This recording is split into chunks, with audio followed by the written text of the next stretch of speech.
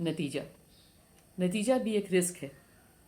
عام انسان ہمیشہ نتیجے کے بارے میں سوچتا ہے، درحالانکہ نتیجہ تو سفر ہی ہے۔ راستے پر نظر، راستے کی فکر، ناک کی سیدھ میں سوچ وچار، ہر قدم کی چاپ پر غور، دھیان اندر اور اندر۔ سفر ہی تو منزل ہے، بے قدم منزل ہے، استقامت ہی نتیجہ ہے، اور کیا۔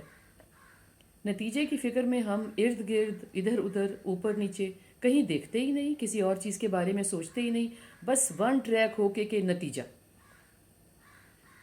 ہر وقت سکور بورڈ پہ نظر، قدموں پر نظر رکھنی ہے، نہ کہ سکور بورڈ پر۔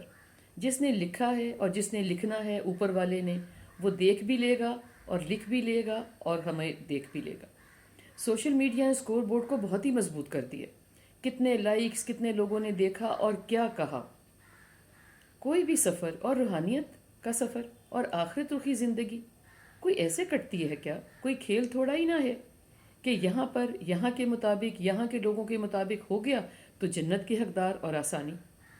جاندارو نو آسانی، آسانی بس ایک ہے، اور وہ ہے خود کے حصے کا کام کر کے اس کے ہاتھ میں دینا جس کے ہاتھ میں نتیجہ ہے۔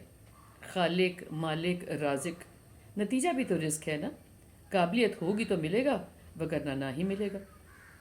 اس سے کوئی تعلق نہیں کہ دنیا اور دنیا والوں نے کتنا سراہا۔ مالک دا کم، پھل پھل لانا، لاوے یا نہ لاوے۔